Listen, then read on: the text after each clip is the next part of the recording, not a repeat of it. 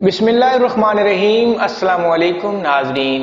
हमने अक्सर सुना है कि घास पर नंगे पांव चलना आंखों की बीनाई के लिए बेहद मददगार है, मगर क्या आपको मालूम है कि ये ना सिर्फ आपकी आंखों के लिए मुफीद है बल्कि आपकी ज़हनी नशोनुमा के लिए भी बेहद मुफीद है।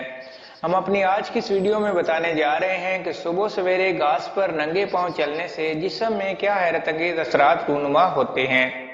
मजीद मालूमात के लिए हमारे साथ जुड़े रहिए और वीडियो को एंड तक देखिए।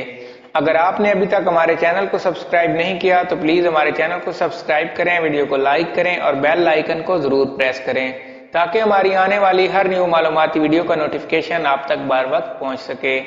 तो चलिए वीडियो शुरू करते हैं।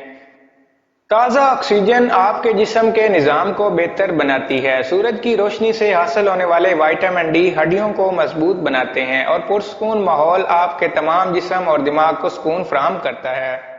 पाँव आपके जिस्म का वो हिस्सा है जिसका आपके दिमागी सुकून से गहरा ताल्लुक है, जो आंखों, कानों, जिगर, एसाबी निज़ाम, मैदे, गुर्दे और दिमाग समेत जिस्म के तमाम अज़ा से रब्त रखते हैं। जब हम जमीन पर नंगे पांव चलते हैं तो हम मुकम्मल तौर पर जमीन के मकनातीसी निज़ाम से जुड़ जाते हैं और इस वजह से हमारे जिस्म के इलेक्ट्रिकल और मैग्नेटिक शुआओं का असर ज़ाय हो जाता है। सुबह के वक्त घास पर चलने के नाकाबिले यकीन फ़वायद हैं। सूरज की रोशनी में शामिल तवानाई में इजाफा और बहाली के लिए नहायत मुफीद है।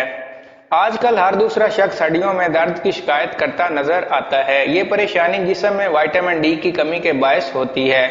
इसका हल भी सुबह के वक्त घास पर चहलकदमी से किया जा सकता है, क्योंकि जब हम ऐसा करेंगे तो सूरज की रोशनी जिस्म में विटामिन डी की कमी को पूरा कर देती है। अगर आपको हमारी ये वीडियो अच्छी लगे तो हमारे चैनल को सब्सक्राइब करें, वीडियो को लाइक करें, शेयर करें। Thank you.